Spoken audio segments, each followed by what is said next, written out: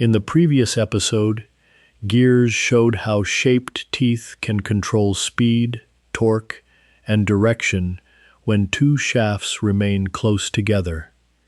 Many machines cannot place their shafts side by side. One may sit near the floor, while another is mounted higher in the frame. A bicycle crank must drive a rear wheel several feet away. A motorcycle engine must reach an axle that moves with the suspension. A conveyor may need power at several points along its length. Between those shafts, a line of articulated steel links must become flexible in one moment and precise in the next. Follow one link as it approaches a sprocket. For most of its journey, the chain travels in a nearly straight span. The plates carry tension. The pins and bushings remain aligned with their neighbors. At the sprocket, the roller meets a tooth. The link pivots around its pin. Its direction changes.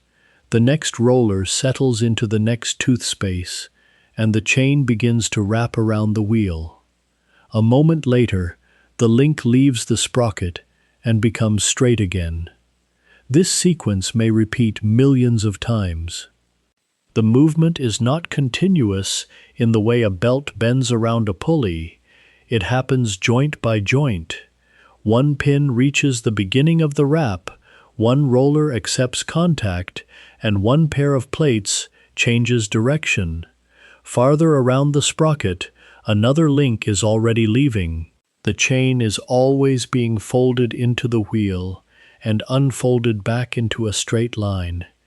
In the loaded span, the plates may appear almost motionless relative to one another, yet the force passing through them can be substantial. At the sprocket, that same tensile member becomes a sequence of oscillating joints. The design must therefore survive two different kinds of duty at once: repeated pulling through the plates and repeated bearing motion around the pins. A chain that performs this quietly can make the process look easy. The link enters, turns, carries its share of force, and departs. The real achievement is that the thousandth engagement behaves almost like the first, even after dirt, heat, shock, and time have begun changing the surfaces. The chain must bend freely at every joint, but its pitch, the distance from one pin center to the next, must remain accurate enough for each roller to meet the approaching sprocket tooth at the proper moment. Too tight at the joint, and the link becomes stiff. Too loose, and its pitch begins to grow. Too little lubricant, and the pin and bushing wear. Too much slack, and the chain can whip, strike a guard, or climb a tooth. Poor alignment pulls the plates sideways. A damaged sprocket changes the way every roller enters and leaves. The principle seems simple. A loop of links connects two toothed wheels. The mature chain drive is less simple. It is a flexible transmission whose individual joints behave like tiny bearings, whose plates survive repeated tension, and whose motion is shaped by a polygon hidden inside every sprocket. Its history begins long before the modern roller chain. People made linked loops to lift water, carry loads, regulate clocks, and move machinery centuries before anyone could manufacture thousands of interchangeable pins, plates, bushings, and rollers. The decisive change came when the chain stopped being only a series of links and became a precision machine element. A chain drive is sometimes described as a flexible gear. The comparison is useful, but it is not exact. A gear transmits force because its teeth mesh directly with the teeth of another gear. A sprocket does not normally mesh with another sprocket. Its teeth engage the spaces and rolling elements of a chain. The chain carries the force between them in tension. One sprocket is the driver. As it rotates, its teeth pull on the chain. The loaded span becomes the tight side. The chain reaches the driven sprocket and pulls it around. After leaving, it returns toward the driver along a less heavily loaded span called the slack side. The slack side is not necessarily loose enough to hang without control. It still requires a suitable amount of sag or tension depending on the orientation, speed, center distance, load, and use of guides or tensioners. But most of the transmitted power passes through the tight side as tensile force. The tension in the two spans is related to the torque being transmitted. The driver must create a difference between the force in the tight side and the force in the return side. That difference, acting at the sprocket radius, produces turning force on the driven shaft. Both spans may remain under some tension, but they do not carry the same share of the work. This is one reason chain adjustment cannot be reduced to pulling the loop as tight as possible. A chain needs enough control to engage cleanly, yet enough freedom to accommodate sprocket eccentricity, shaft movement, thermal change, and the small geometric rise and fall created by the links themselves. Excessive initial tension does not improve the ratio. It merely adds load to the chain joints, shafts, and bearings before useful power has even been transmitted. Center distance introduces another compromise. If the shafts are too close, only a small number of teeth may engage, and adjustment becomes difficult. If they are very far apart, the free spans become more willing to vibrate, sag, and respond to changing load. Guides, idlers, and tensioners can help, but each adds another contact and another component to maintain. The chain's positive engagement also differs from a toothed belt. Both can preserve a ratio without ordinary frictional slip, but the belt bends through a continuous flexible body while the chain articulates through discrete metal joints. One stores deformation in rubber and cords, the other concentrates motion in pins and bushings. Their similarities end where their internal structures begin. A chain cannot push effectively along a free span. Individual links would fold. The endless loop solves that limitation by allowing one side to pull while the other returns. As with gears, the numbers of teeth determine the speed relationship. If a small driving sprocket turns a larger driven sprocket, the driven shaft rotates more slowly and receives greater torque, apart from losses. Reversing the sizes increases speed and reduces torque. The chain makes that ratio possible across a center distance far greater than the small gap required between two ordinary gears. A belt can also bridge that distance. Belts are often quiet. They can cushion shock and may operate without external lubrication.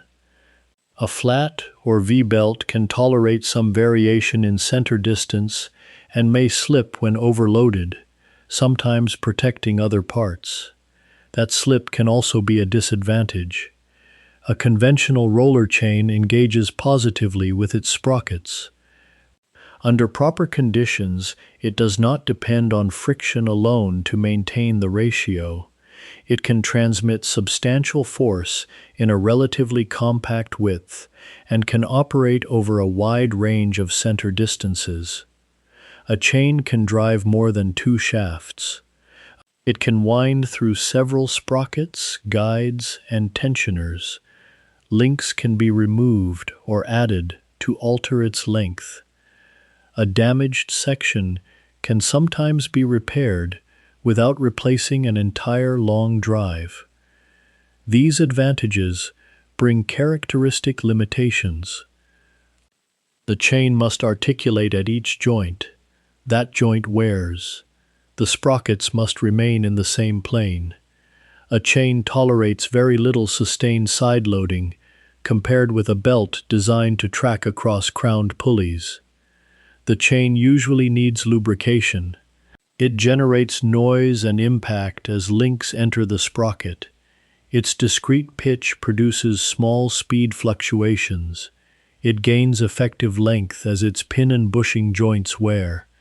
A chain drive is therefore neither a distant pair of gears nor a toothed belt made from steel. It is its own family of transmission. The central dimension is pitch. Pitch is measured from the center of one chain pin to the center of the next. The sprocket is made so that its tooth spaces correspond to that pitch. When the chain is new and the sprocket is correct, the rollers settle into their intended positions.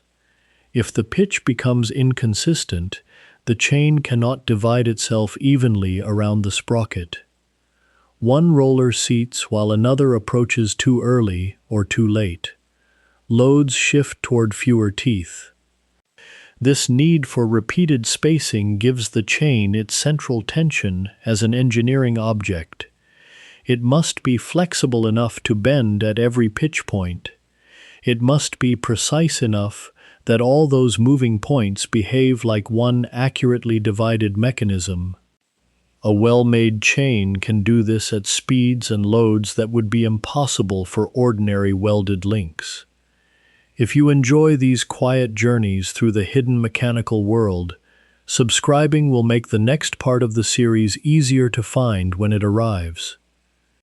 For now, we can move backward to a time before rollers and hardened bushings, when endless chains already circulated through machines but did not yet possess the geometry of a modern drive. The ordinary chain is much older than the chain drive. Metal links could restrain an animal, secure a gate, suspend a vessel, or lift a load. A chain of round or oval links could bend in several directions and survive rough handling. That freedom made it useful for pulling. It made it poorly suited to precise engagement with a sprocket. Ordinary links do not present one consistent pitch plane. They twist. Their contact points change. Their shape is convenient for a hook, but not for a machine expected to rotate smoothly. Early chain mechanisms often used the endless loop for a different purpose. Texts associated with engineers such as Philo of Byzantium and Vitruvius describe chain and bucket or chain and container pumps. A loop passed around upper and lower wheels. Vessels attached to the moving chain descended empty, collected water, rose with their load, and emptied near the top. Related chain pump forms became important in other regions, including China, where paddles or containers mounted on endless members raised water for irrigation and drainage. The wheel at the top of a chain pump did not always resemble a modern sprocket. It might guide the loop through pockets, pegs, crossbars, or shaped recesses suited to the local construction. The lower end could run around another wheel or through a submerged guide. Water, mud, plant material, and uneven handmade parts were accepted as part of the mechanism's life. Speed was modest, and the useful output was not a perfectly timed shaft. It was water arriving at a higher level. A small change in pitch might produce extra noise or uneven loading without destroying the purpose of the machine. That difference helps separate the history of endless chains from the history of precision chain drive. The ancient machine established circulation. It showed that a flexible loop could carry repeated attachments through a closed path and return for another cycle. Modern transmission chain added a much stricter requirement. Each joint had to arrive at a tooth at a predictable angular position while carrying power between rotating shafts. The two histories overlap, but they are not identical. One is the long history of linked motion. The other begins when the spacing, joint surfaces, and guiding teeth become accurate enough to define a transmission ratio. These machines already contained several ideas that would remain important. The loop circulated continuously. One part of the system pulled the next. A wheel guided the chain through a change of direction. Repeated elements had to reach the wheel in a reasonably regular sequence. Yet the chain's primary task was often to carry buckets or paddles. It did not need to transmit smooth, high-speed rotation between precision shafts. Wood, rope, forged iron, and locally fitted components could be entirely adequate. The pitch could vary more than a bicycle or machine tool chain would ever tolerate. Wear was corrected through repair rather than interchangeability. A worn wooden member could be replaced by a craftsman who adjusted the new part to the existing machine. An iron link could be reheated and closed. The mechanism did not require each link to match a worldwide standard. Drawings from the Renaissance also show jointed chains passing over toothed or shaped wheels. Leonardo da Vinci explored several arrangements of articulated links, just as he studied gears, bearings, belts, and other means of controlling motion. Some drawings resemble later drive chains closely enough to be included in popular histories. They remain evidence of a concept, not proof of a direct industrial lineage. A drawing does not tell us whether the chain was built, what material carried the load, how its pins were retained, or whether its pitch remained accurate after prolonged operation. The problem was not imagining an articulated loop. The problem was controlling every articulation. A useful power transmission chain requires links that bend primarily in the intended plane. It requires joint surfaces broad enough to carry pressure. It requires a sprocket whose teeth do not strike irregularly shaped links. Those demands grew as machines became faster. The ancient pump could move steadily and visibly. A worker could hear a damaged bucket or replace a wooden component. A textile machine or bicycle chain could articulate hundreds of times each minute. Small errors repeated too quickly to correct by hand during operation. Before heavy industry reached that stage, one branch of chain-making pursued precision at the opposite scale. Instead of lifting water or driving a factory shaft, miniature chains carried the declining force of a mainspring inside clocks and watches. A spring-driven clock does not always deliver constant torque. When the mainspring is fully wound, it pulls strongly. As it unwinds, its force declines. Before later forms of regulation and spring design reduced the problem, clockmakers used a device called the fusee. The fusee is a cone or curved drum with a spiral groove. A fine chain connects the mainspring barrel to this cone. When the spring is tightly wound and strongest, the chain pulls near the narrow part of the fusee, where its leverage is small. As the spring weakens, the chain moves toward the wider part, increasing its leverage. The changing radius helps compensate for the changing spring force. The idea depends on a chain of remarkable delicacy. A fusee chain must wrap around a small curved surface without kinking. Its links must remain secure under repeated tension.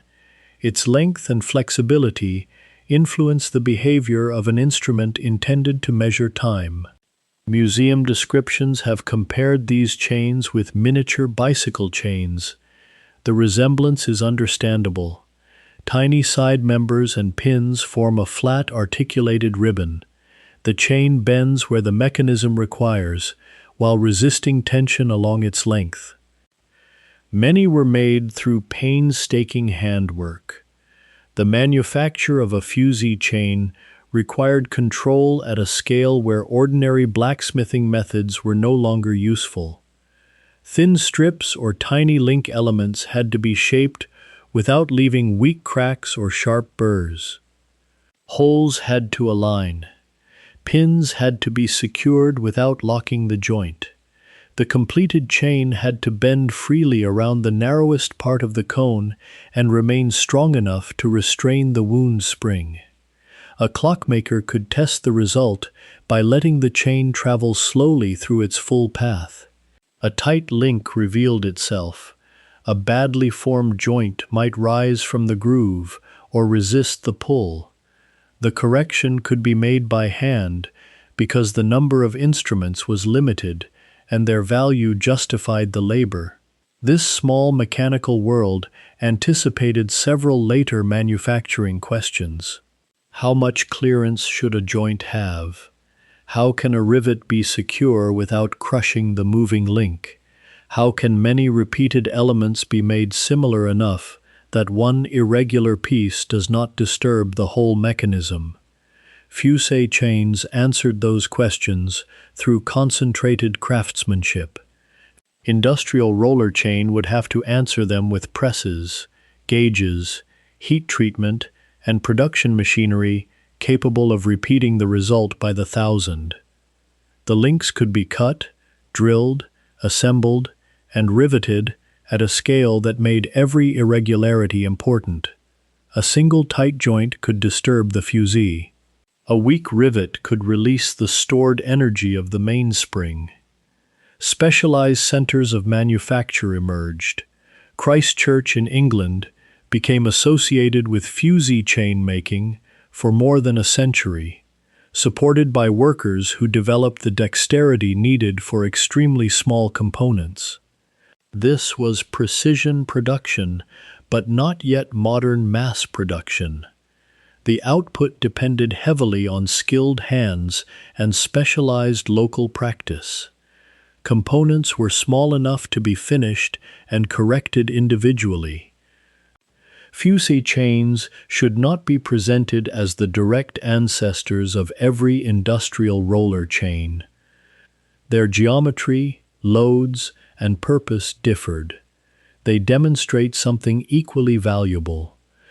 Long before factories produced hardened transmission chain by the mile, craftspeople understood that an articulated tensile member could be made flat, regular, and precise enough to cooperate with shaped machinery. They also learned how much labor the task required.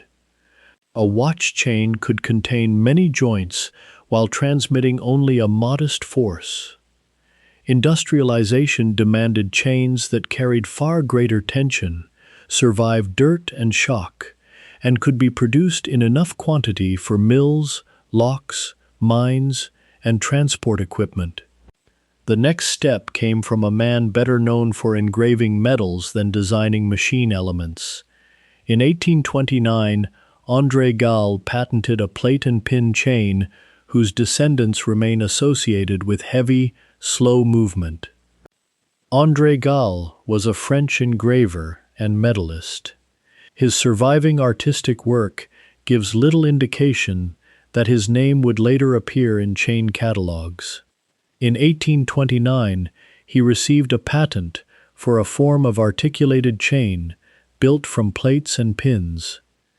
The design became associated with what is now called gallet chain, and with related leaf chain forms. Instead of a sequence of oval forged links, flat plates were arranged in rows and connected by transverse pins. The plates carried tension. The pins allowed one set of plates to pivot relative to the next.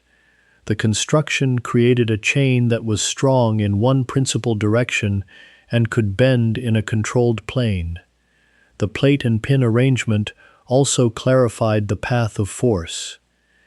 In a round link chain, load curves through the body of each forged link and through contact with the next. In a plate chain, tension can pass more directly along flat members whose width and thickness are chosen for that duty. The pin then transfers the load across the joint. Modern leaf chain develops this principle through stacks of interlaced plates.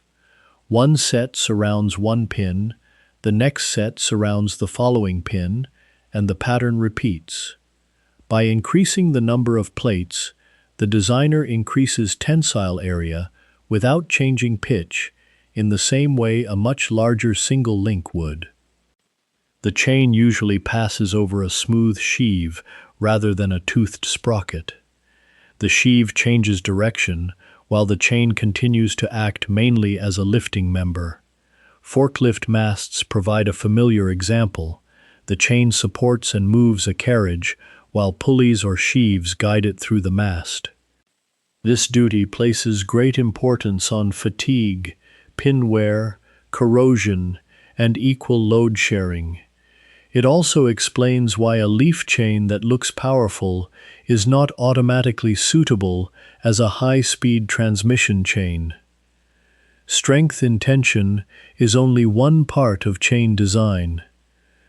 The joint must also match the motion. It was an important step toward the geometry of later industrial chain.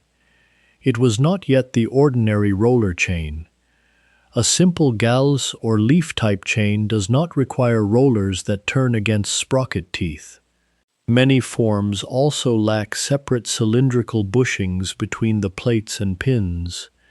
The joint movement therefore occurs directly between the pin and the surrounding plate surfaces or associated lugs.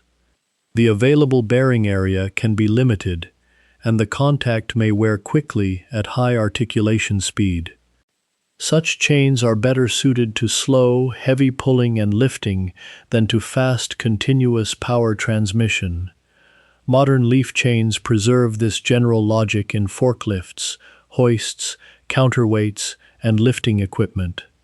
Multiple rows of interlaced plates provide high tensile capacity in a compact width. The chain passes over sheaves rather than engaging a sprocket in the same manner as a roller chain. It carries load, but it does not usually form the circulating drive between rotating shafts that concerns most of this episode. Gallas chain is historically important because it shows the plate and pin structure becoming a distinct machine element. A flat plate could be designed for tensile strength. A pin could define the pitch. The chain could be widened by adding plate rows. Once these elements were separated into repeatable parts, manufacturers could begin improving them individually. They could enlarge the joint surface. They could add a bushing. They could place a roller around that bushing. They could harden the pin differently from the plate. Those refinements required better steel and better manufacturing. In the first half of the 19th century, chains still had to survive environments where repair mattered as much as smoothness. Agricultural machinery provided one of those environments. A harvesting chain could break far from a fully equipped workshop, at a time when delay threatened the crop. William Dana Ewart's answer was a drive chain whose individual links could be disconnected and replaced in the field. Harvest machinery works according to the season, not the convenience of a repair shop.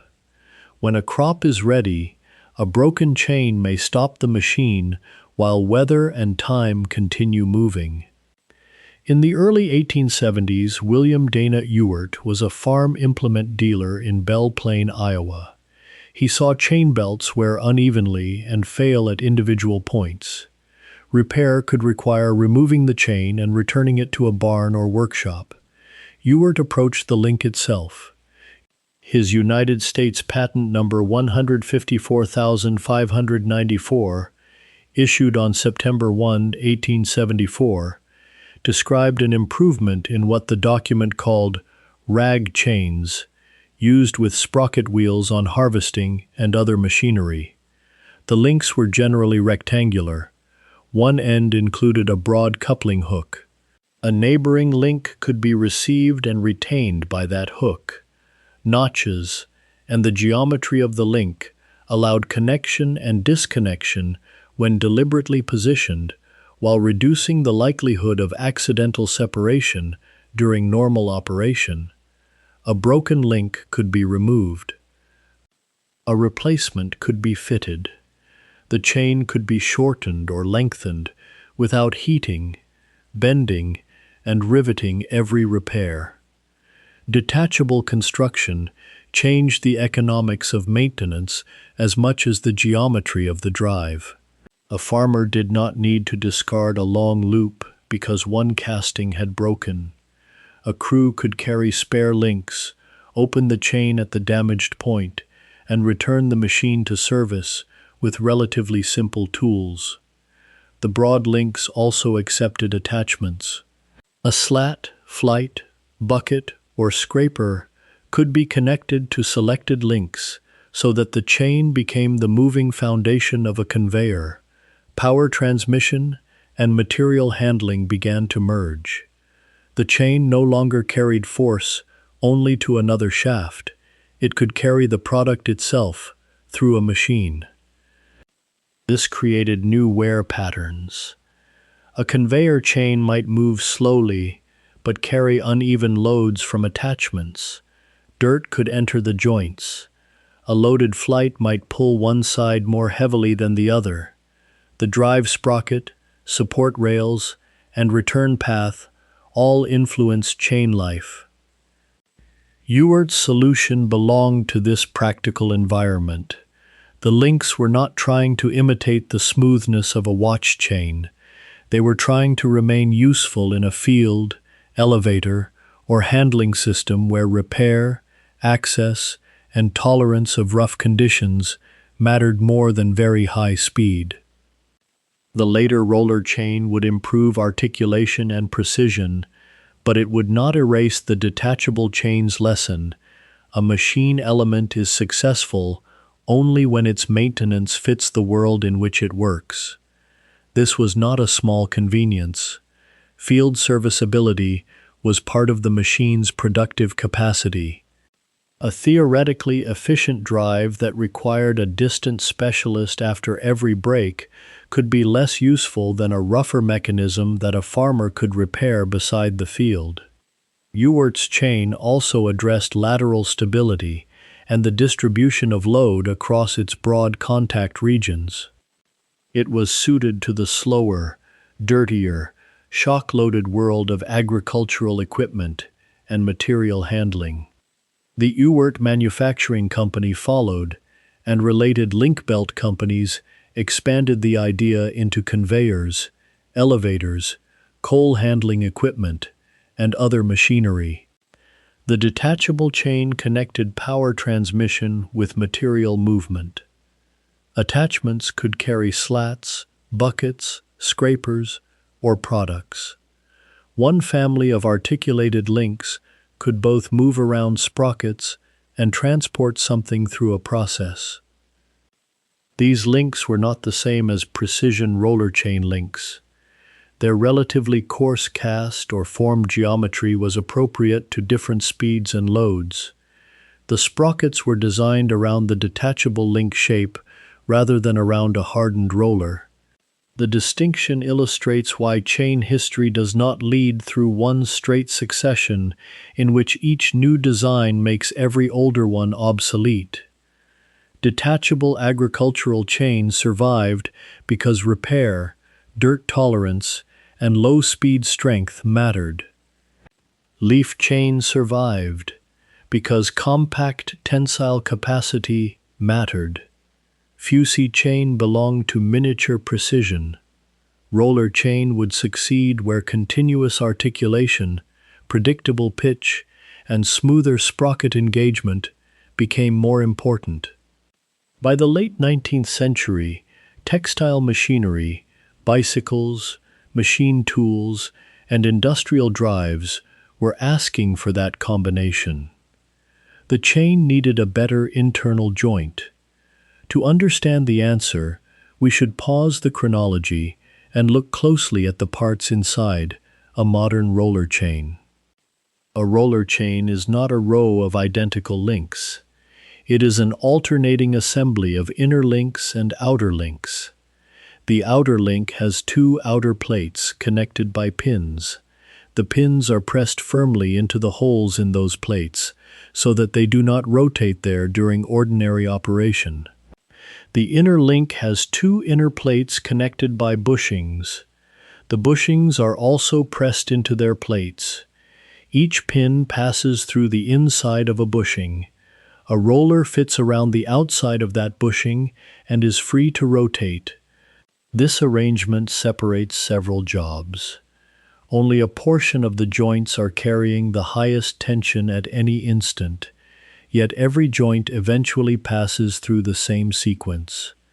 In the straight, tight span, the pin and bushing are pressed together in one general direction. As the link begins to wrap, the contact shifts while the surfaces move relative to each other. At the driven sprocket, the load is transferred into the tooth, and on the return span, the joint is unloaded or lightly loaded before repeating the cycle. The roller has its own sequence. It approaches the tooth with nearly the speed of the chain, contacts the working flank, rotates around the bushing, and settles toward the root region. Depending on speed and geometry, the engagement may be gentle or may include measurable impact. The roller's freedom to turn prevents the entire contact from becoming a simple sliding scrape across the tooth. This division of motion is why the word roller should not be used for the entire chain as though every part rolled. The roller rolls and slides in a controlled contact. The pin and bushing articulate. The plates carry tension. Each component has a different surface history, and each can fail for a different reason. The plates carry the tensile load. When the driving sprocket pulls the chain, force travels along the outer and inner plates, across the pressed joints, and through the pins and bushings from link to link. The pin is subjected to shear and bending. Its surface also forms one side of the articulating bearing between pin and bushing. The bushing supports the pin internally. Its outside supports the roller. As the chain bends around a sprocket, the pin turns relative to the bushing. This motion occurs under load and over a limited angle, then reverses when the chain leaves the sprocket. The roller meets the tooth. Instead of forcing the bushing itself to slide directly along the tooth face, the roller can rotate around the bushing as contact moves. This reduces some sliding and spreads the engagement through a controlled cylindrical surface. The roller still faces demanding work. It strikes or settles against each approaching tooth. It carries compression between the tooth and the bushing. It must resist impact, fatigue, wear, and cracking. The bushing is loaded from both sides. Its inner surface works with the pin. Its outer surface works with the roller. The plate seems simpler, but the holes in it are highly stressed regions. Repeated tension flows around those holes. Poor surface finish, incorrect heat treatment, a burr, corrosion pit, or excessive interference fit can help a fatigue crack begin. The dimensions must cooperate. The pin must fit tightly enough in the outer plate to remain fixed. The bushing must fit securely in the inner plates. The roller must remain free enough to turn. The pin must articulate inside the bushing without excessive looseness. Pitch is measured between adjacent pin centers. Because inner and outer links alternate, an ordinary chain normally contains an even number of pitches when closed with a standard connecting link. Special offset links can create an odd number, but their geometry may not offer the same fatigue performance as an uninterrupted sequence of standard links. Designers generally avoid them in highly demanding drives when another arrangement is possible. A connecting link closes the loop. Depending on chain size and duty, its outer plate may be retained by a spring clip, cotter pin, riveted end, or another locking method. The clip has an orientation. In drives where a spring clip is used, established installation practice generally places its closed end facing the direction of chain travel, so an obstruction is less likely to push against the open end. A roller chain may have one strand or several. A duplex chain places two rows side by side on common extended pins. Triplex and larger multiple-strand designs add capacity without requiring a proportionally larger pitch. The load must still be shared evenly. Sprocket alignment, shaft stiffness, and manufacturing accuracy become increasingly important as strands are added. A bush chain resembles roller chain, but omits the roller. The bushing engages the sprocket directly. This can simplify construction and suit certain speeds, environments, or small pitches, but contact with the sprocket involves more sliding. A leaf chain moves farther away from the roller chain pattern. It consists mainly of interlaced plates and pins, and is intended for lifting rather than continuous sprocket transmission. All these chains share articulated tension members. The roller chain became particularly successful because it divided the joint into controlled interfaces. The pin could articulate in the bushing. The roller could move on the bushing and against the sprocket. The plates could carry tension without serving as the primary rotating bearing surfaces. The next historical breakthrough refined this architecture. In 1880, Hans Renold introduced the solid bush feature that became the foundation of modern precision roller chain. Manchester and the surrounding industrial towns of the late 19th century contained an extraordinary concentration of machinery. Textile mills used carding machines, spinning frames, looms, line shafts, belts, gears, and chains. The equipment operated for long hours. A drive that wore rapidly or changed pitch interrupted more than one shaft. It could disturb an entire production line. Hans Renold was a Swiss-born engineer who settled in Manchester. In 1879, he acquired a small chain-making business in Salford. Chainmakers before Renold had already experimented with plates, pins, and rollers. Industry histories associate James Slater, whose business Renold acquired, with an earlier roller transmission chain. The unresolved problem was the bearing surface inside the link. If a pin worked directly in relatively thin side plates or an imperfect joint, pressure remained concentrated and wear altered the pitch quickly. Renold's 1880 development introduced and patented the solid bush arrangement associated with the mature bush roller chain. A continuous cylindrical bushing was secured between the inner plates. The pin passed through the bushing. The roller turned around its outside. The bushing created a broader and more controllable internal bearing surface than a simple pin moving directly in plate holes. It also allowed manufacturing to treat the interacting surfaces according to their duties. The pin surface could be finished and hardened for wear resistance. The bushing bore could be sized to provide the required articulation. The roller could be designed for impact and compression against the sprocket. The plates could be shaped for repeated tensile load. The change was not visually dramatic. The solid bush also made the joint easier to manufacture as a defined cylindrical bearing rather than as an accidental clearance between a pin and two separate plate holes. The bushing could control alignment across the width of the inner link. Its bore could be finished as one surface. Its outside could support a roller whose dimensions were independent of the plate thickness. That separation encouraged specialization inside the factory. Plate presses could be optimized for accurate pitch and fatigue-resistant edges. Pin-making machines could concentrate on diameter, straightness, surface finish, and end form. Bushing and roller processes could be developed around cylindrical accuracy and heat treatment. Inspection moved from the single component to the assembled length.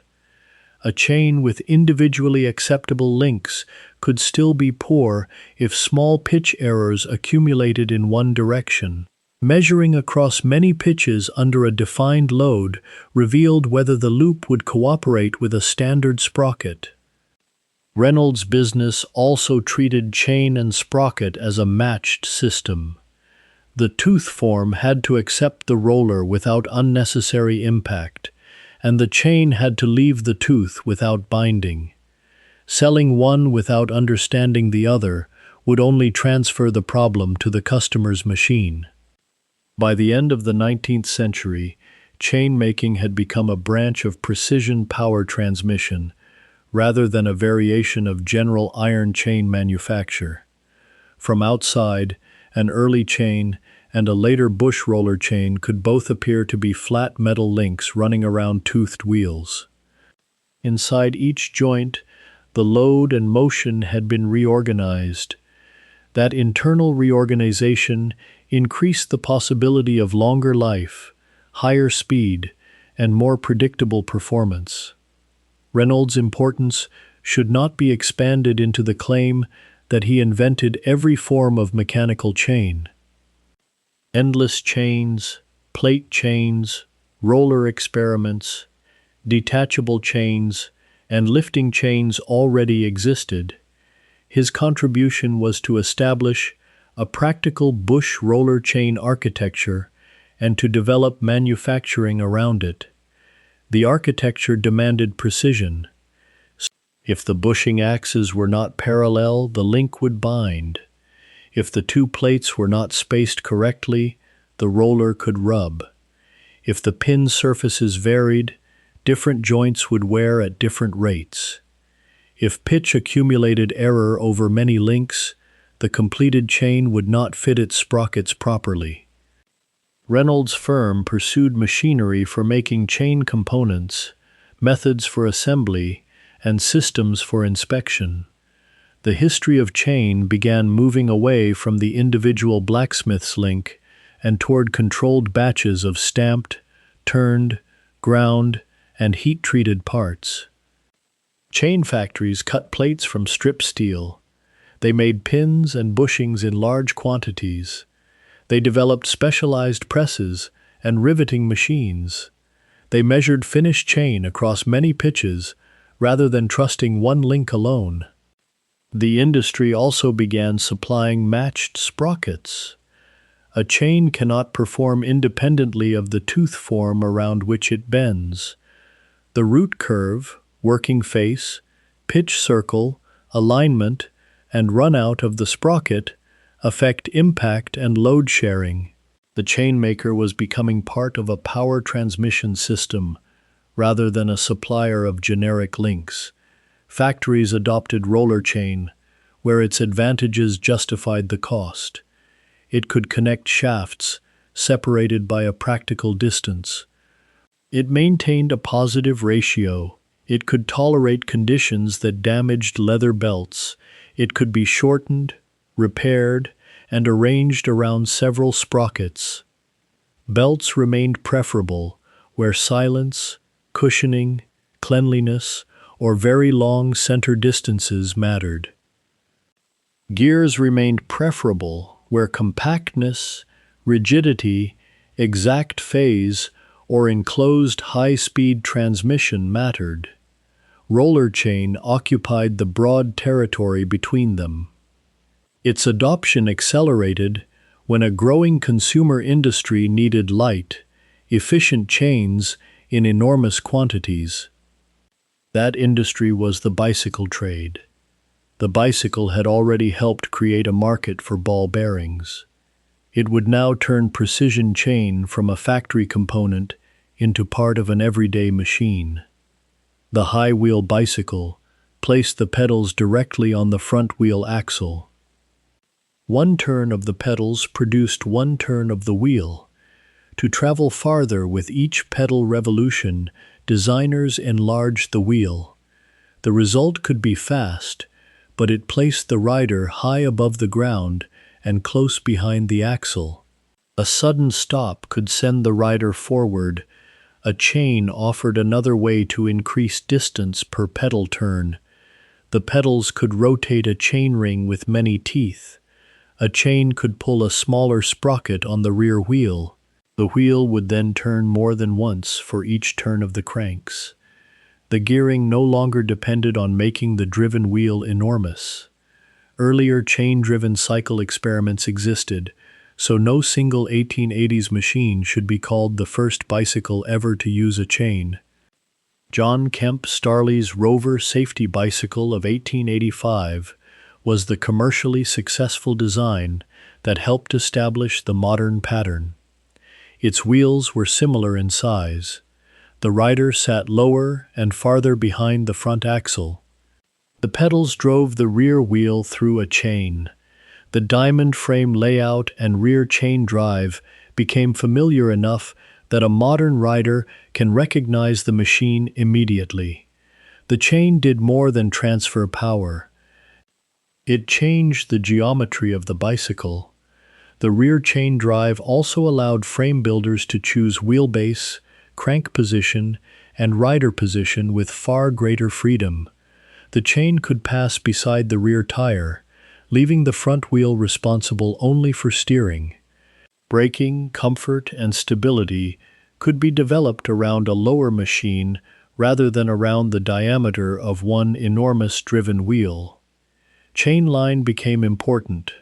The chain ring and rear sprocket needed to lie in nearly the same plane. A frame that placed them out of line forced every joint to twist slightly as it entered the teeth. On a simple single-speed bicycle, that side load wasted energy and accelerated wear. The rider supplied a load that was anything but perfectly steady. Each pedal stroke raised and lowered chain tension. Standing on the pedals increased the peaks. Road shock moved through the rear wheel and frame. A light chain had to absorb these cycles without the generous dimensions available to factory machinery. Manufacturers responded with better steels, narrower and more accurate links, improved riveting, and sprockets cut specifically for cycle service. Chain cases appeared on some bicycles to keep clothing and dirt away.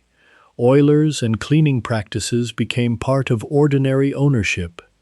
Later multi-speed systems added a different requirement. The chain had to move sideways under load and climb from one sprocket to another.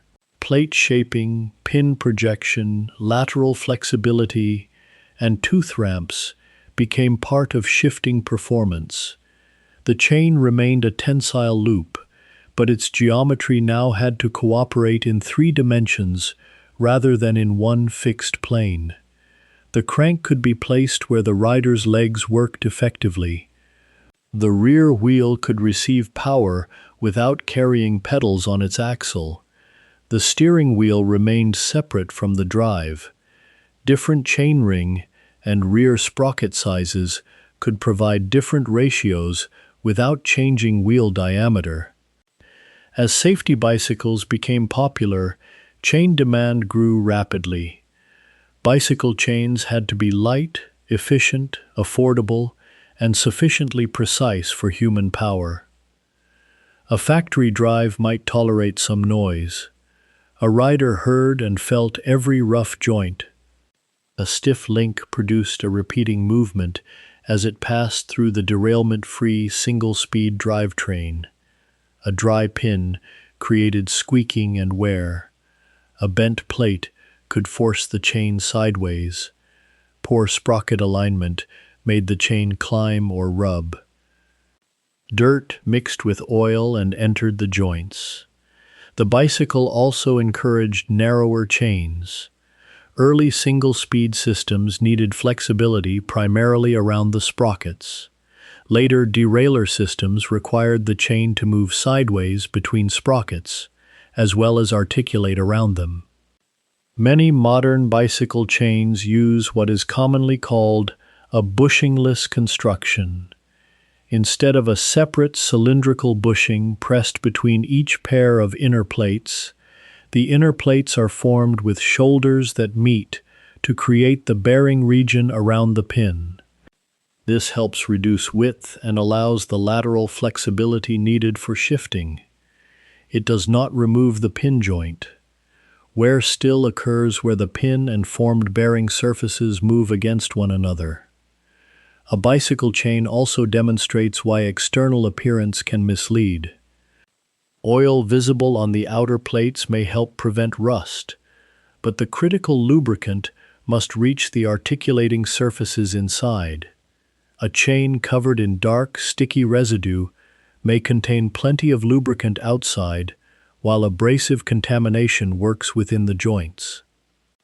The bicycle boom encouraged manufacturers to improve plate stamping, pin finishing, riveting, and sprocket cutting. Companies that began with bicycle chains expanded into industrial transmission products. Morse in the United States was one example. Renault grew from Salford into a major chain manufacturer. The bicycle also trained a generation of mechanics and inventors to think in sprockets and articulated transmission. Two brothers from Dayton, Ohio, would later use chain and sprockets to carry one engine's power to two aircraft propellers. Before reaching that flight, one geometric feature of chain drive needs attention. Even a perfectly manufactured chain does not wrap around a sprocket as a smooth circle. It forms a polygon. A flexible belt can curve continuously around a pulley. A roller chain cannot. It bends only at its joints. Between two adjacent pins, each link remains essentially straight. Around a sprocket, those straight sections form the sides of a polygon. This produces chordal action, sometimes called polygonal action. The frequency of the speed variation is tied to tooth engagement. Each time another pitch reaches the sprocket, the geometry repeats. A small sprocket turning quickly can therefore excite the chain span many times per second. The result may be heard as a tonal whine, a buzz, or a repeating mechanical beat, rather than as random noise. Increasing tooth count reduces the angular step between links. Each joint bends through a smaller angle, and the polygon more closely resembles the intended pitch circle. This is one reason experienced chain designers avoid unnecessarily small sprockets, even when the chain is strong enough to carry the calculated tension. The smallest sprocket often governs wear because it creates the greatest articulation angle and usually rotates the most times. Every joint may bend sharply around it, straighten, and then repeat the motion far more often than it does around the larger wheel. Load changes can magnify chordal behavior. A driven machine with uneven torque pulls and releases the span. The free length stores a small amount of elastic energy, while backlash and joint clearance permit motion before the next contact fully carries load. The chain can respond as both transmission and vibrating structure. Engineers may alter center distance, tooth count, guide position, tension, chain pitch, or speed to move troublesome frequencies away from resonance. They may also choose a silent chain, a belt, or gears. when the allowable noise and motion variation are especially small. Chordal action cannot be manufactured away completely. It is built into the fact that the chain bends at discrete joints. Good design reduces its consequences rather than pretending the polygon is a circle. Imagine the sprocket rotating at a perfectly constant speed. When one chain link lies nearly tangent to the pitch circle, the effective distance from the sprocket center to the chain follows one geometry. As the sprocket turns and the link becomes a chord between two pitch points, that effective radius changes slightly. The linear speed of the chain therefore rises and falls during each tooth engagement, even though the sprocket's rotational speed remains constant.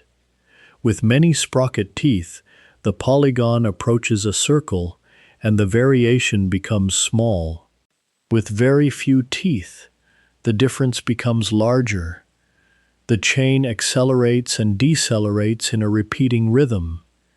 This can create vibration, noise, impact, and fluctuating tension. A small sprocket is attractive because it is compact and can create a large ratio. It also forces each link to articulate through a greater angle and increases chordal effects. Designers balance these consequences. They may increase the tooth count, enlarge the sprocket, reduce speed, improve lubrication, or select a smaller pitch chain with more teeth around a similar diameter. Sprocket tooth shape also matters. The roller must approach, contact, and settle without striking the tooth tip unnecessarily. As load transfers, the contact moves along the working surface. The roller then leaves cleanly as the chain enters the straight span. Manufacturing eccentricity causes another fluctuation. If the sprocket is not centered accurately on its shaft, the chain tightens and loosens once per revolution. Misalignment twists the chain sideways. A worn tooth may no longer guide the roller toward the intended seating curve. The free span can respond like a vibrating tensile member. Repeated tooth engagement excites it. Load changes travel along it. If the forcing frequency approaches one of the span's natural modes, the chain may flutter or whip. Guides and tensioners can control movement, but they add sliding surfaces and their own wear. The tight side and slack side also exchange roles when direction reverses. A drive arranged for frequent reversal must tolerate load cycling on both spans and engagement on both sides of the sprocket teeth. Chain motion is therefore not the smooth movement of a perfectly flexible line. It is a sequence of discrete geometric events. Every pin arrives. Every link rotates through an angle. Every roller takes its place. The remarkable achievement is not that chain drive has no pulsation. It is that careful geometry can make the pulsation small enough for bicycles, engines, conveyors, and industrial machinery to operate dependably. That dependability rests on manufacturing. Pitch error in one link may be small. Accumulated over 100 links, it can become large enough to disturb assembly and engagement.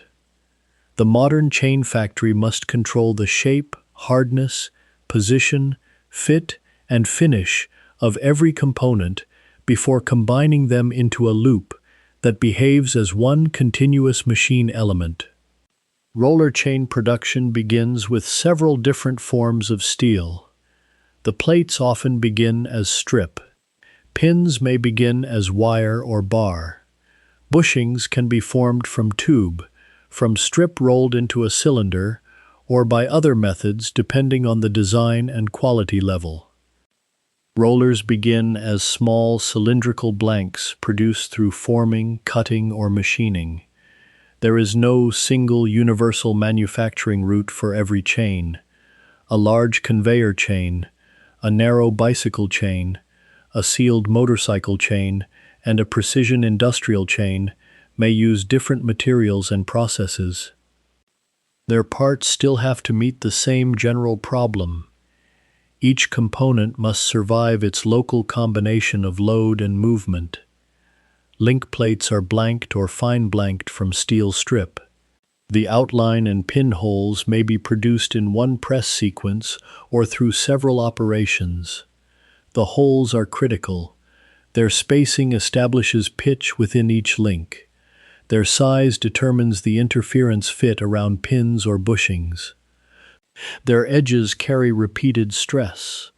A rough sheared edge, an excessive burr, an incorrect hole position, or damage from punching can reduce fatigue strength.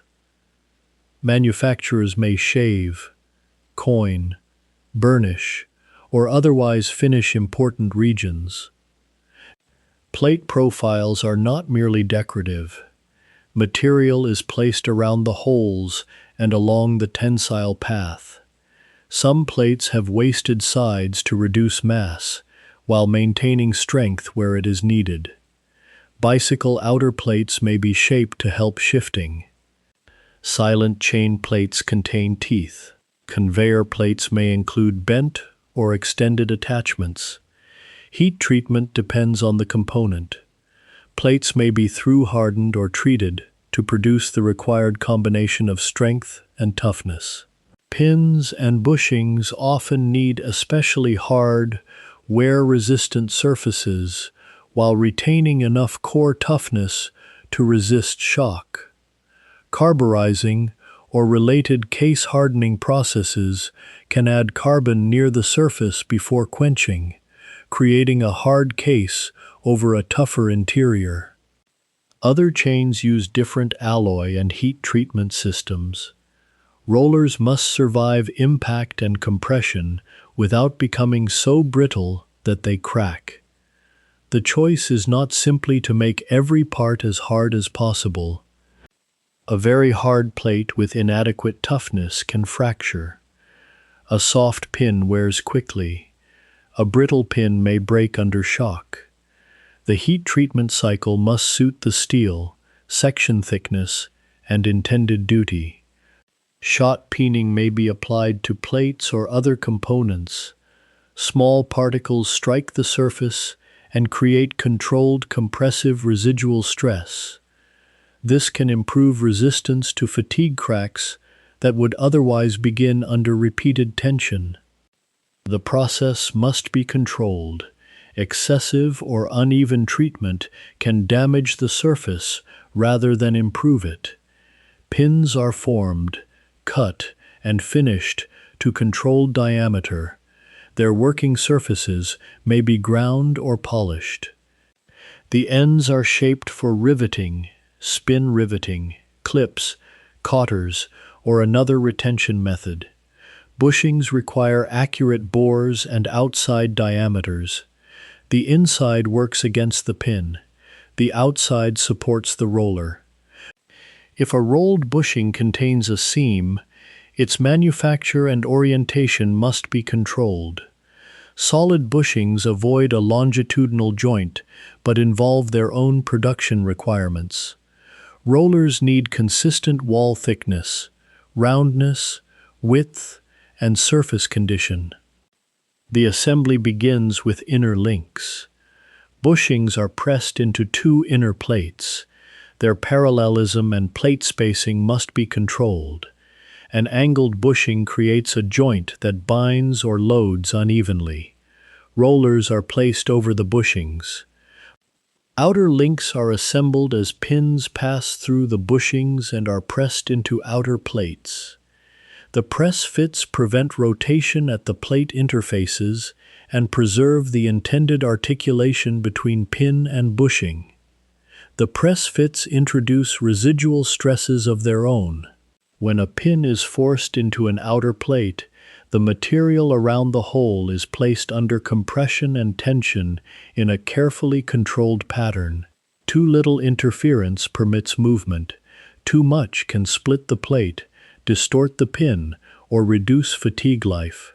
The correct relationship depends on material, hole finish, plate thickness, and the method used to assemble the joint.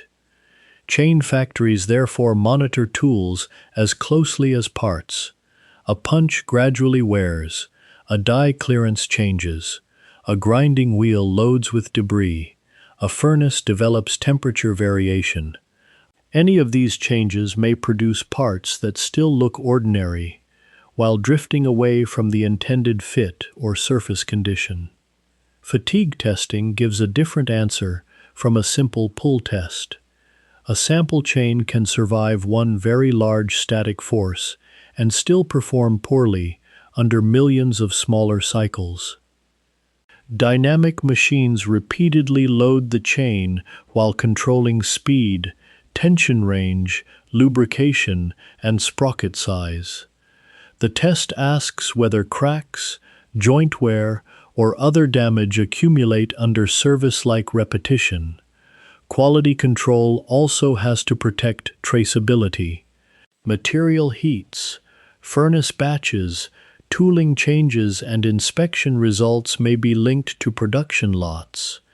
If a later problem appears, the manufacturer can look backward through the process instead of treating every failure as an isolated mystery. The mature chain plant is therefore not simply a row of presses.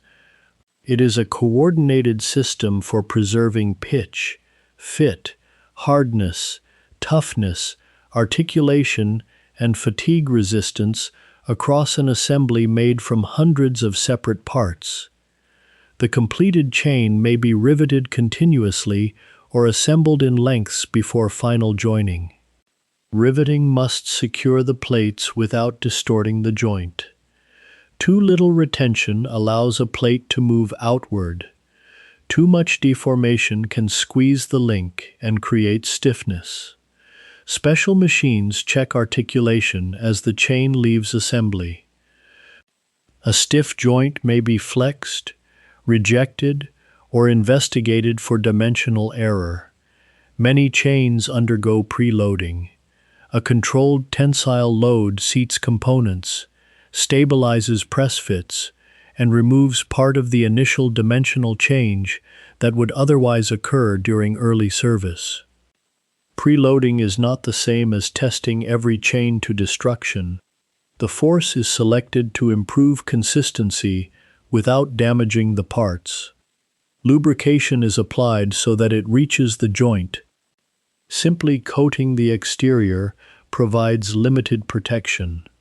The oil must enter the clearances beside the plates and move toward the pin and bushing interface. Factories may heat the chain or lubricant, use immersion, pressure, vacuum, or other methods to encourage penetration. The finished chain is measured across multiple pitches under a specified measuring force. Measuring many links averages local variation and reveals accumulated length. Inspectors also consider side bow, twist, joint freedom, plate spacing, pin projection, and the condition of connecting links.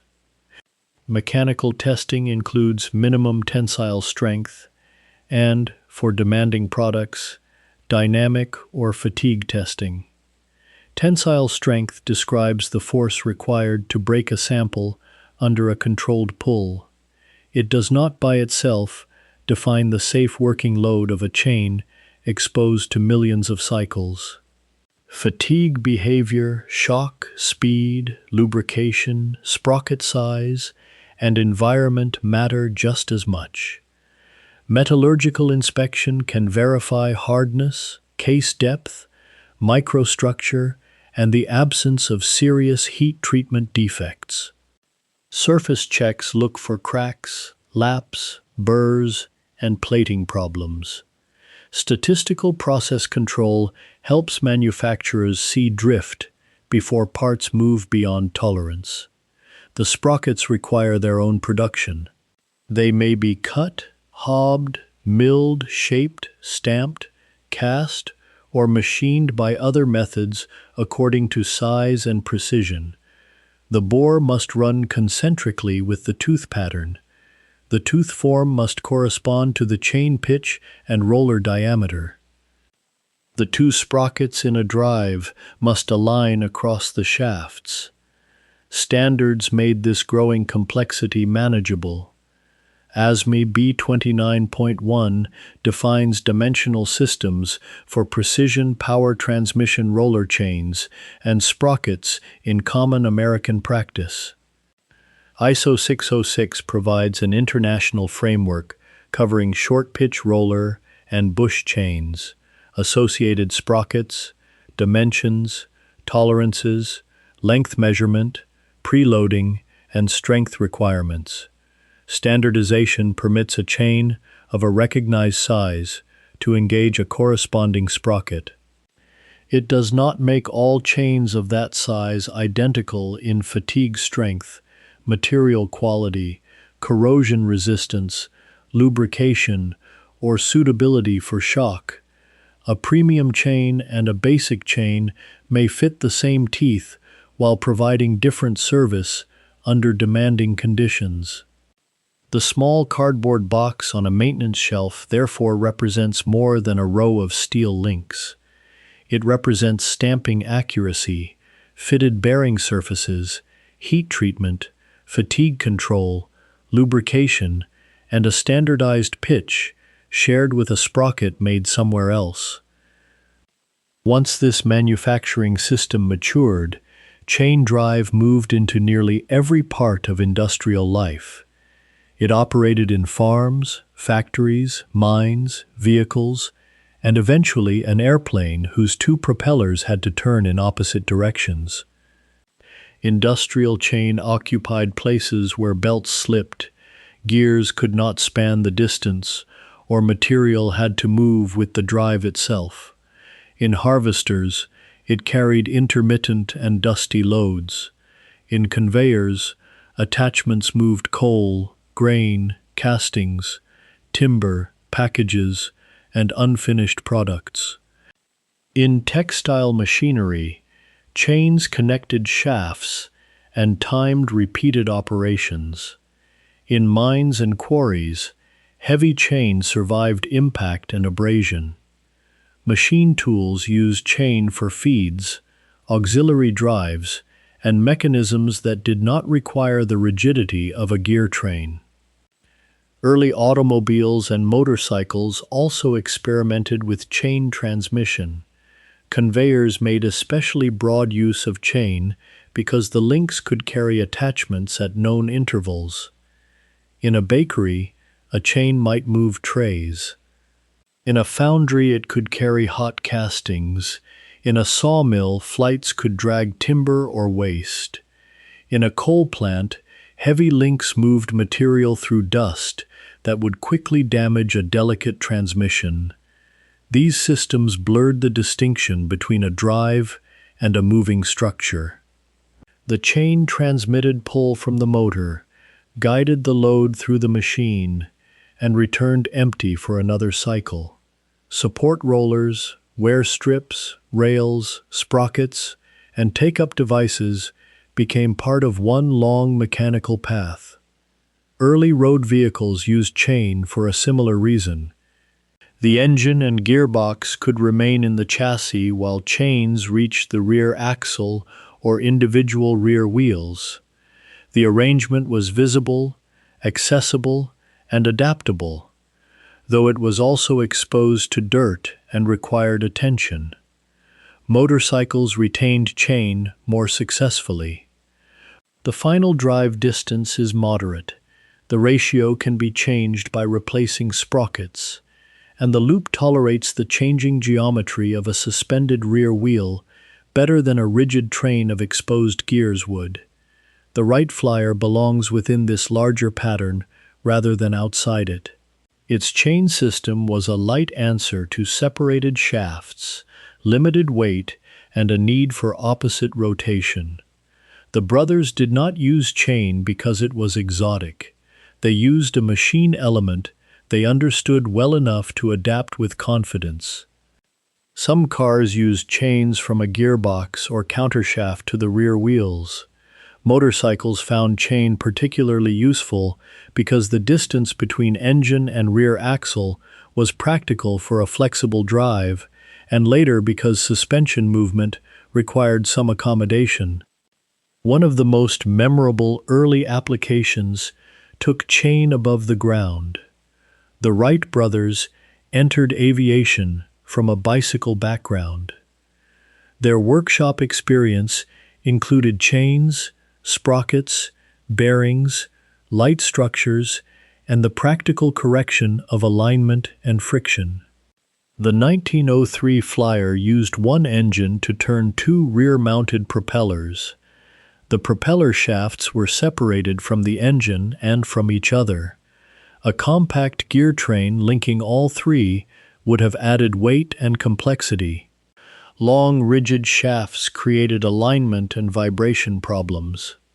The Wrights used two chains running from sprockets on the engine to sprockets on the propeller shafts. The propellers needed to rotate in opposite directions. Rather than adding a reversing gearbox, they arranged one chain in a twisted, figure-eight-like path so that its driven sprocket turned the opposite way. The solution was visually simple: one engine, two chain loops, two counter-rotating propellers. The chains also provided a reduction between engine and propeller speed. The arrangement borrowed the logic of bicycle transmission, but applied it to a machine whose weight and reliability requirements were entirely different. Chain movement and engine firing could introduce vibration. The Wright engine included a substantial flywheel to smooth the delivery. The Flyer's brief first flights should not be used to claim that chain drive immediately became the universal aircraft transmission. As aircraft power increased, gears and direct drives became more common. Enclosed reduction gearing offered rigidity and compactness for later engines. The Wright application remains a clear demonstration of chain's distinctive value. Power had to cross open space. The shafts could not simply be placed together. The transmission had to be light and mechanically understandable. The direction of one output had to be reversed. Chain and sprockets answered all four requirements. On the ground, chain speed continued increasing. Automobiles, printing machines, textile equipment, and industrial drives asked for smoother engagement and less noise. The roller chain could be refined, but its rollers still entered tooth spaces as discrete cylindrical elements. Another family approached the sprocket with teeth built directly into the links. It became known as silent chain. Silent chain is not silent. The name describes an intention and a comparison. It was developed to engage more smoothly and quietly than many roller chain drives, especially at higher speeds. Its construction is visibly different. Instead of cylindrical rollers entering the spaces between sprocket teeth, silent chain uses rows of flat-toothed links. The link teeth mesh with a specially shaped sprocket. Multiple plates are interleaved across the chain's width and connected by joint pins or more elaborate rocker joint elements. Guide links or guide plates keep the chain tracking on the sprocket. The teeth on silent chain links are shaped so that contact can begin on the flanks and move as the links enter the wrap. Because several rows overlap across the width, load can be shared among many plates. Guide links keep this wide articulated ribbon from drifting sideways. Rocker joint designs alter the motion inside the articulation. Instead of one cylindrical pin simply sliding through a bushing, shaped joint members roll or rock over part of their relative movement. The reduction in sliding can improve efficiency and wear behavior but the joint becomes more dependent on accurate profiles and assembly. Silent chain is particularly sensitive to its sprocket. The tooth form, guide arrangement, alignment, and center distance must suit the link geometry. A roller chain sprocket cannot be substituted merely because the pitch appears similar. Inside an engine timing case, the attraction is clear. The chain can carry a precise average ratio across a useful distance while engaging more progressively than a coarse roller chain. Oil is available, and guides can control the spans. The penalties are additional components, joint wear, and the need to manage noise as the chain ages. The competition with toothed belts and gears therefore remains application-specific. Silent chain offers durable metallic links and compact routing. A belt offers low mass and no lubricated pin joints.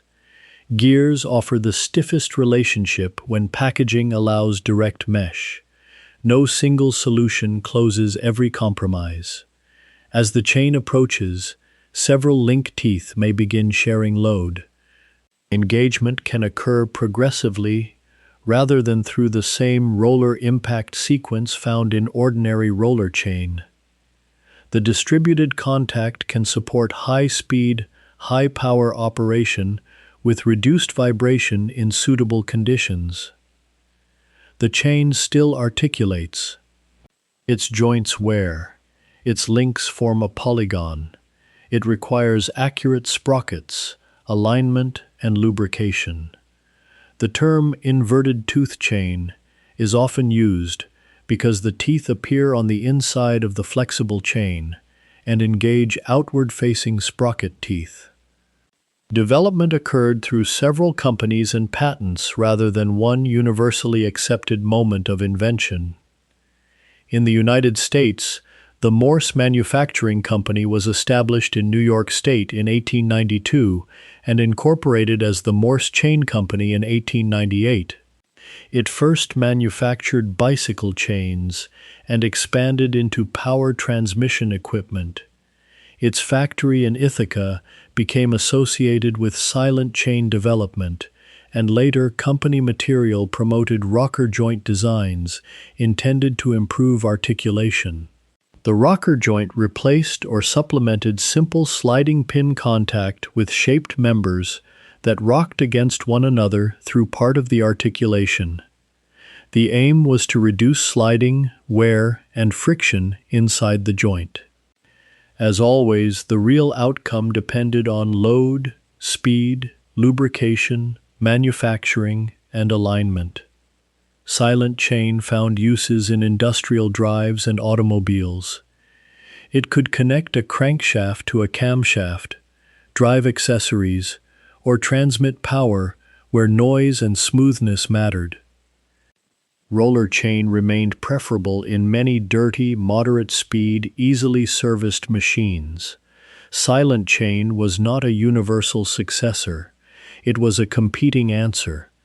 Gears offered the most rigid and compact relationship when shafts could remain close.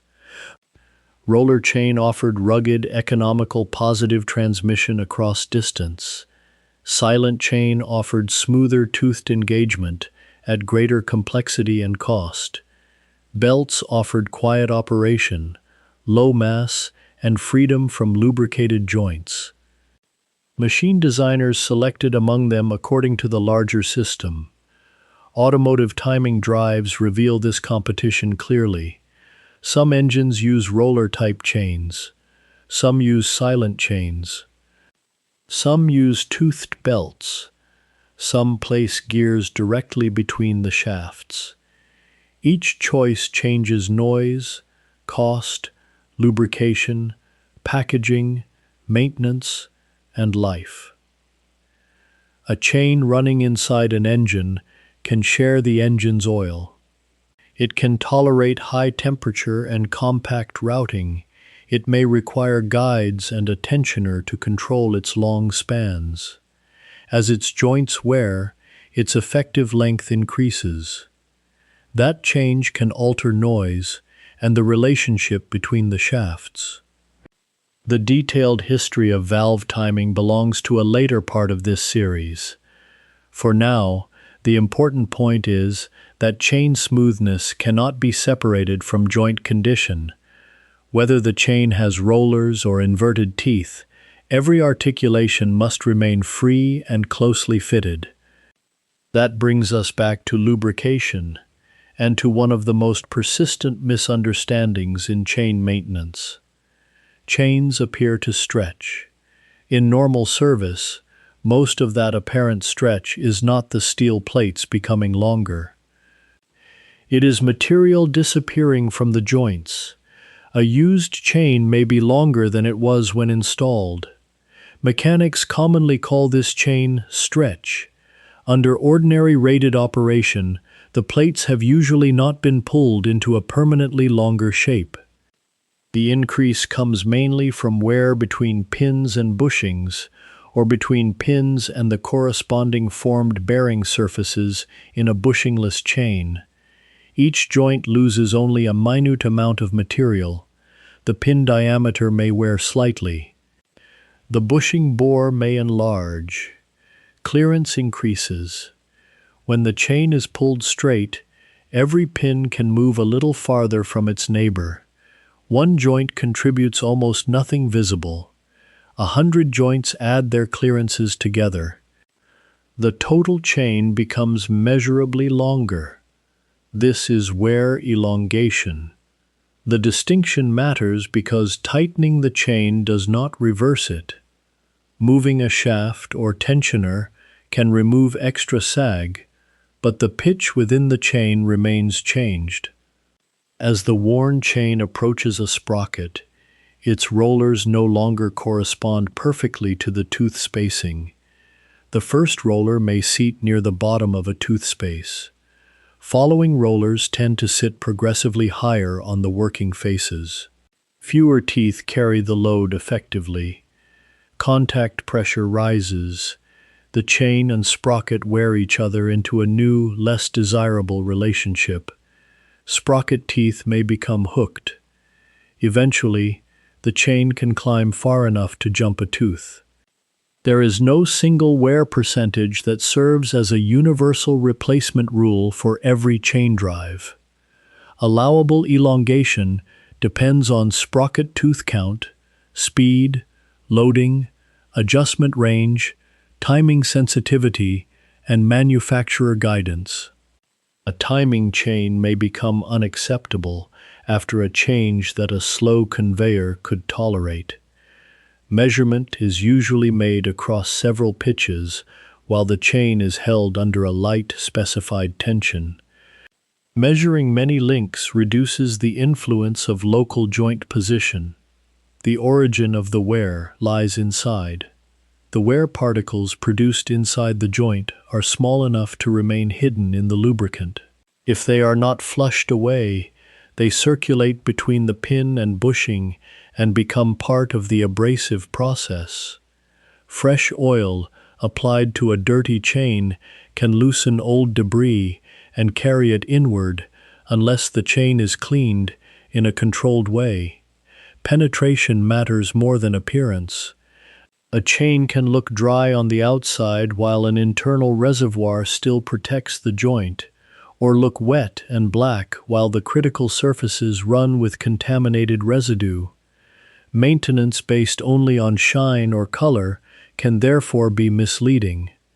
Temperature offers another clue. Friction at the joints and impact at the sprockets create heat. A chain that becomes noticeably hotter after a change in adjustment, load, or lubricant may be signaling excessive tension, poor penetration, misalignment, or a stiff link. Temperature alone does not identify the cause, but a trend can reveal that the system has changed. Sprocket replacement also requires judgment. Installing a new chain on severely worn teeth forces the new pitch to engage an old hooked profile. Installing a worn chain on new sprockets quickly damages the fresh teeth. In many drives, the chain and the most heavily worn sprockets are treated as a related wear set. The quietest maintenance decision is often made before visible failure. Measure the length, inspect the tooth form, verify alignment, and replace parts while the loop still runs well enough to be removed without drama. Lubricant must reach the pin and bushing interface. Oil brushed onto the visible roller may reduce rust and help the roller tooth contact, but it does little for chain life if it never enters the joint. The useful route often lies through the small clearance between inner and outer plates. Capillary action and articulation draw oil inward. A suitable chain lubricant must flow enough to penetrate, then leave a protective film under load. A heavy tacky coating may remain outside while failing to reach the pin. A very light, solvent-rich product may penetrate but leave too little lubricating material after the carrier evaporates. The correct choice depends on chain speed, temperature, environment, load, and application. Lubrication performs several jobs. It reduces pin and bushing wear. It cushions some engagement impact. It helps carry heat away. It protects steel from corrosion. In circulating systems, it can flush debris from the joint. The supply method changes with speed and power. A slow, accessible chain may be lubricated manually or through an adjustable drip. A faster drive may pass through an oil bath or receive oil from a slinger disc. High-power or high-speed chains may require a forced stream directed toward the region where the links begin or finish articulation. The oil should arrive where movement carries it into the joint, not merely where application is easiest. Too little oil produces wear and heat. Excessive oil can create churning, leakage, and contamination of the surrounding machine, though roller chain drives are generally less sensitive to overfill than some high-speed bearings. The wrong lubricant may attract abrasive material. Dust combined with sticky oil can form a grinding paste. This is one reason chains in dirty environments need careful cleaning and controlled relubrication rather than endless layers of fresh oil over old grit. Corrosion creates another abrasive surface. Rust pits damage the smooth relationship between pin and bushing. A corroded link may become stiff. The stiff joint fails to straighten or bend as it should, producing a visible rise each time it travels around a sprocket. Alignment affects every joint. If the sprockets lie in different planes, the chain is forced sideways. Plate edges rub. Pins and bushings carry uneven pressure. The chain may wander across the tooth faces or attempt to leave the sprocket. A straight edge or alignment instrument across the sprocket faces can reveal errors that are difficult to judge by watching the running chain. Shaft deflection must also be considered. Sprockets aligned at rest may move under load. Slack requires balance. An excessively tight chain places unnecessary load on shafts, bearings, pins, and bushings. It leaves too little freedom for thermal expansion, eccentricity, and articulation. An excessively loose chain can whip, slap, ratchet, or disengage. Vertical drives, reversing drives, long center distances, and drives exposed to changing load may need guides or automatic tensioners. Fatigue differs from wear. A well-lubricated joint can still fail if the plates experience repeated tension beyond their endurance. Cracks often begin near plate holes where stress is concentrated. Shock loading from jams, starts, stops, or driven machine impacts can raise tension far above the steady average. Pins can shear or bend. Rollers can crack. Connecting links may become the weakest location if installed incorrectly or selected for a duty beyond their design. A chain failure is rarely explained by age alone. Investigators look at the fracture surface, lubrication, sprocket condition, alignment, load history, corrosion, and the distribution of wear. A uniformly elongated chain suggests widespread joint wear. One frozen joint suggests local contamination, corrosion, or damage. One fractured plate beside otherwise sound links suggests a local defect, overload, or fatigue origin. If you maintained farm machinery, motorcycles, conveyors, or factory drives, the feel of a worn chain may still be familiar. A new chain bends evenly. An old one may contain tight and loose regions, red dust near the joints, polished plate edges, or rollers that no longer turn freely. The sound changes before the loop breaks. A soft mechanical rhythm becomes a rattle. A tensioner moves farther. The chain begins touching a guard that once remained clear. Maintenance is the practice of noticing that gradual change. Some chain drives operate where regular internal relubrication is difficult. Motorcycles expose their final drive chains to water, road grit, mud, and large changes in speed and load. One modern response places a seal at every joint. An external motorcycle chain lives in a severe environment. It receives engine torque in pulses. The rear suspension changes the relationship between the sprockets as it moves. Road water reaches the plates. Dust and grit strike the links.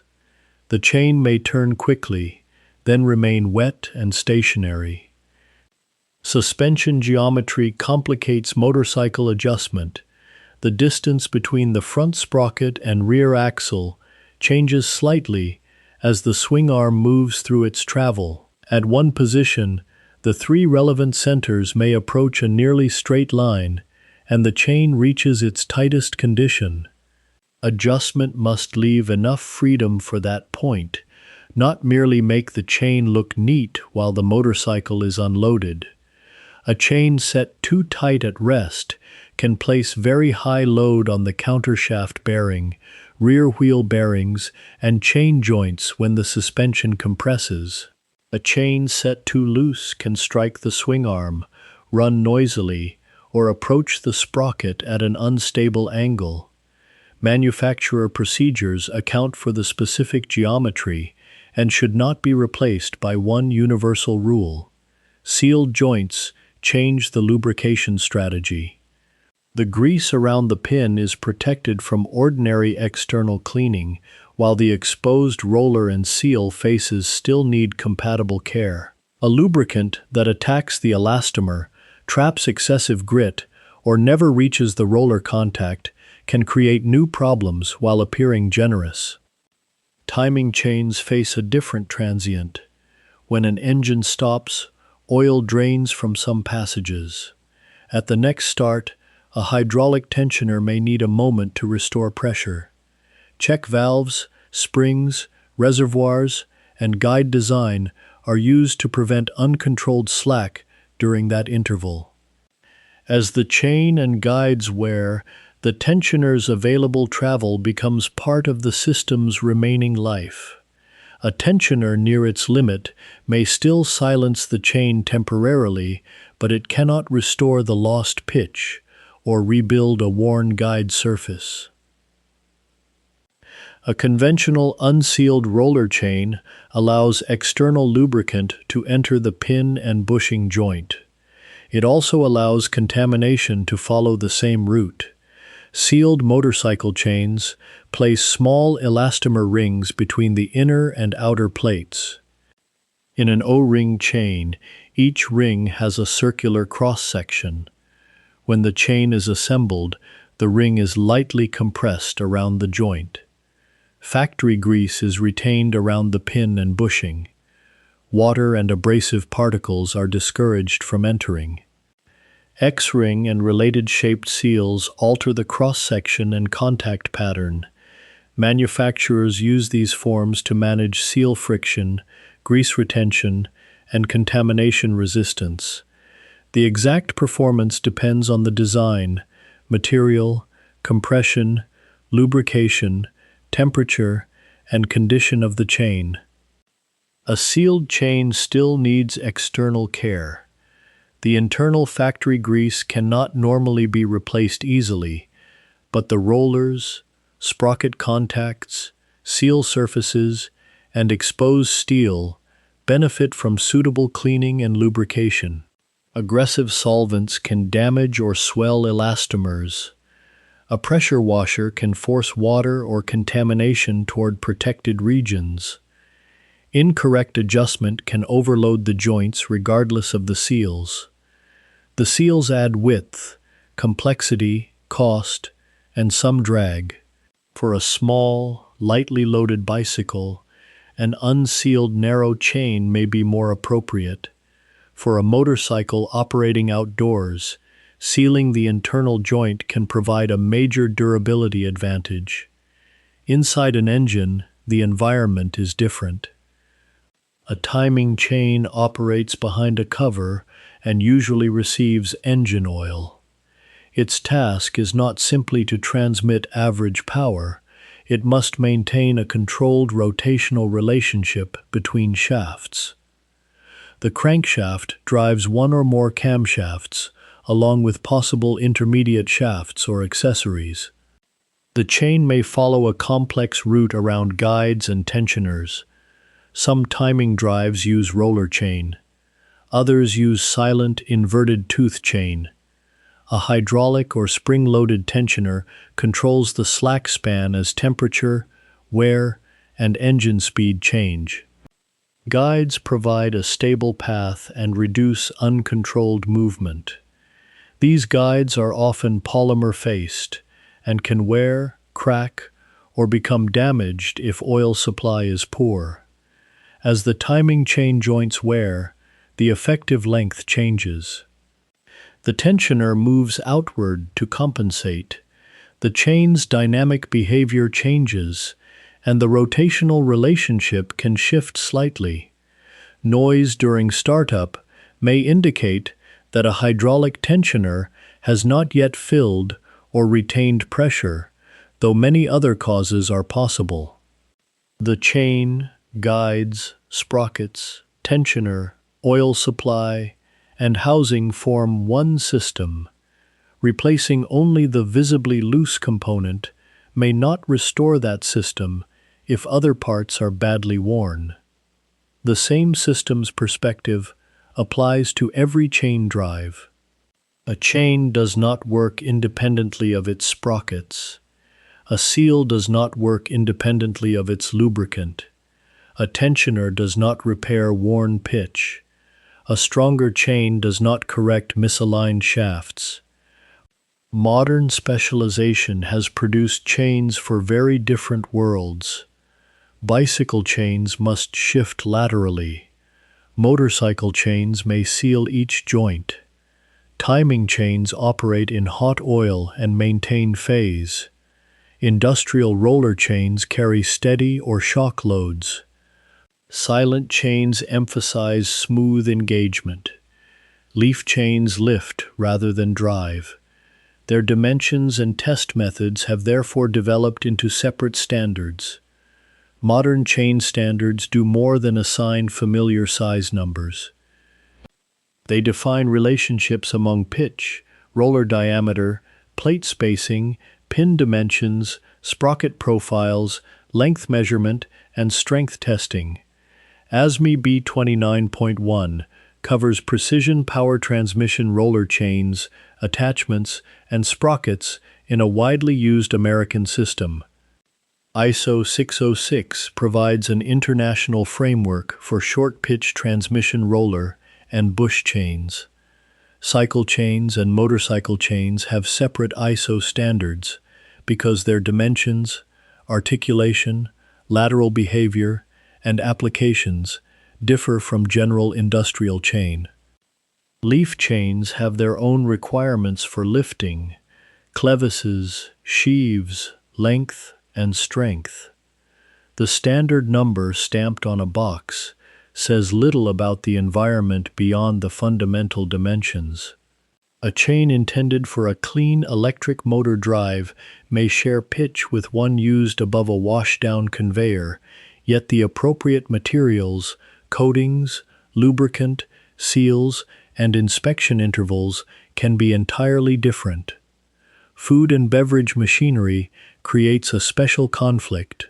The chain must resist water and cleaning chemicals while avoiding contamination of the product.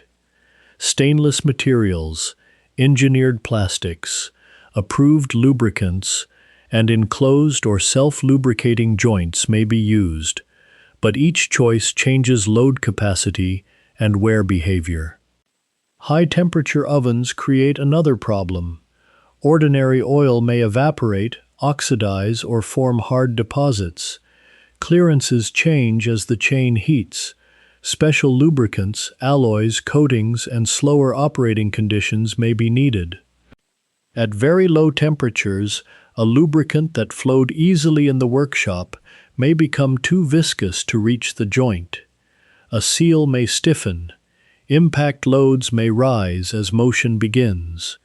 Temperature is therefore part of the chain specification, not merely a condition noted after installation.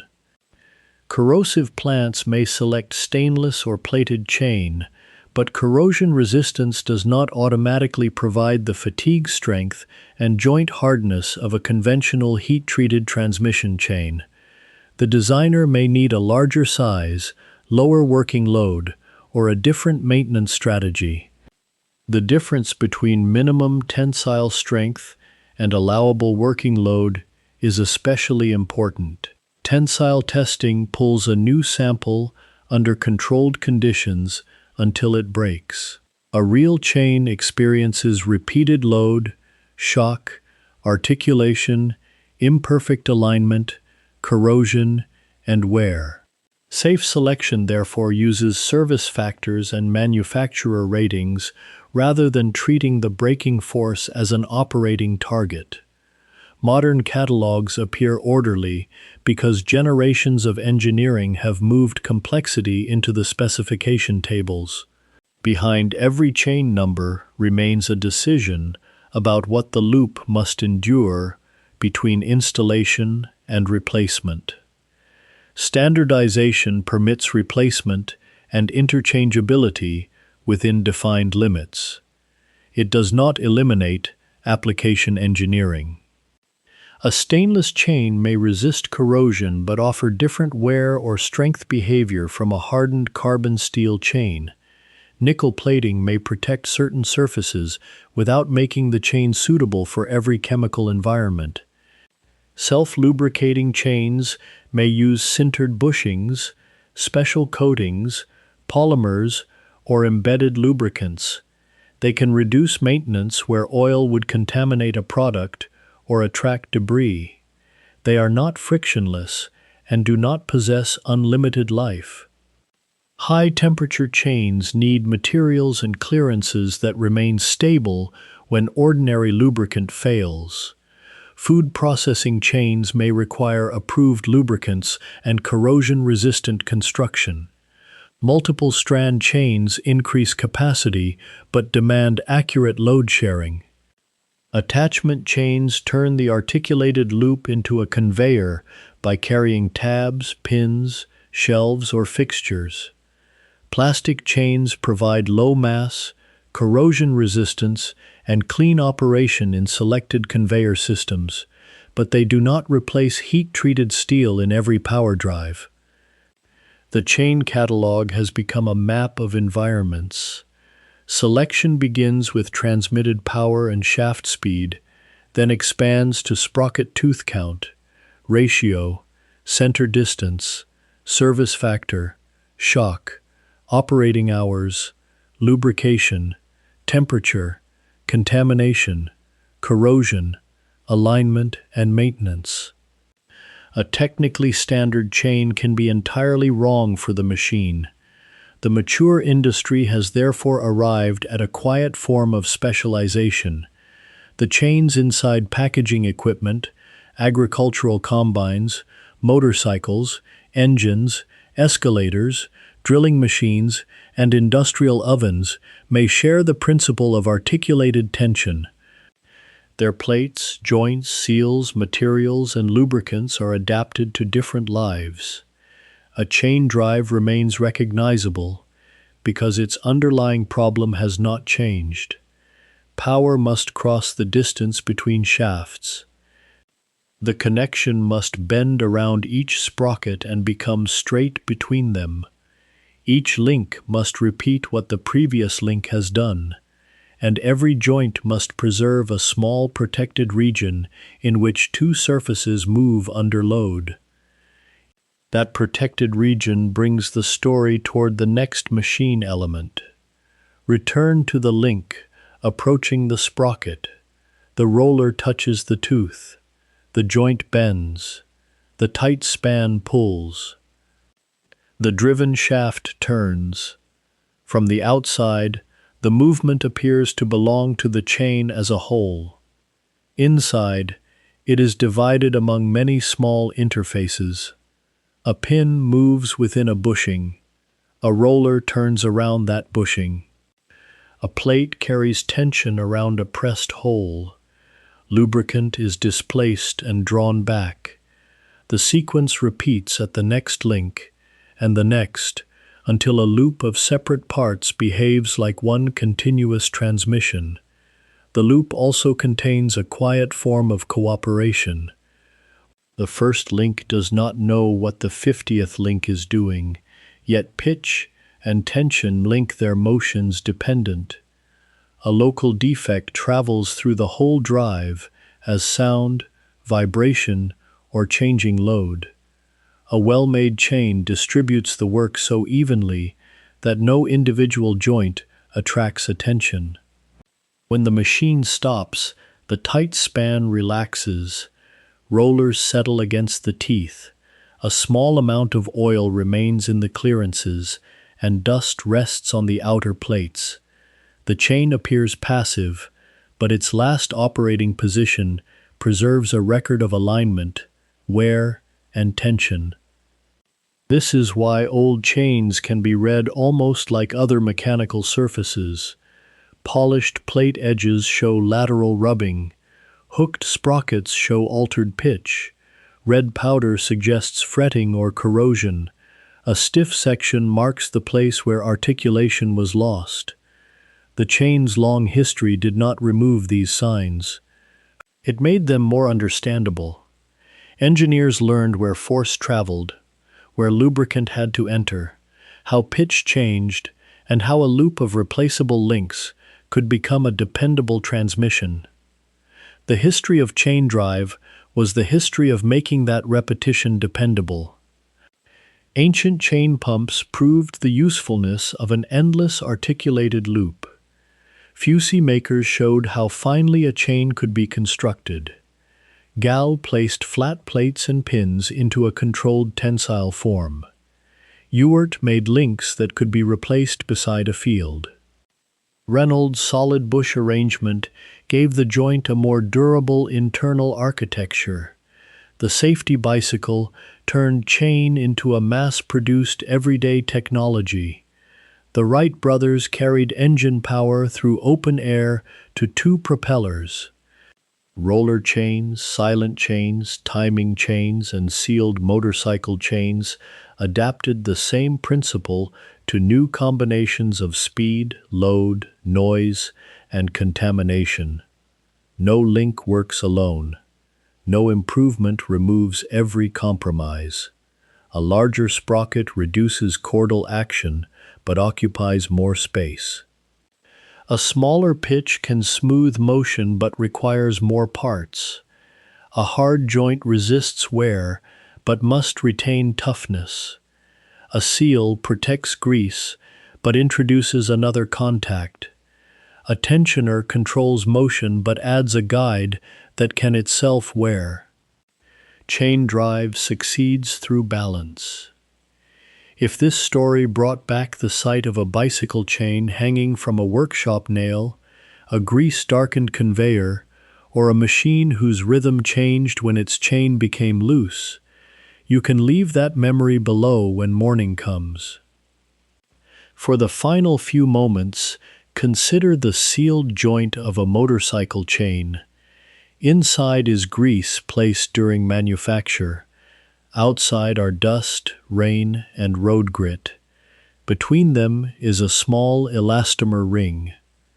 The ring must remain flexible while the chain articulates. It must resist heat, oil, pressure, movement, and time.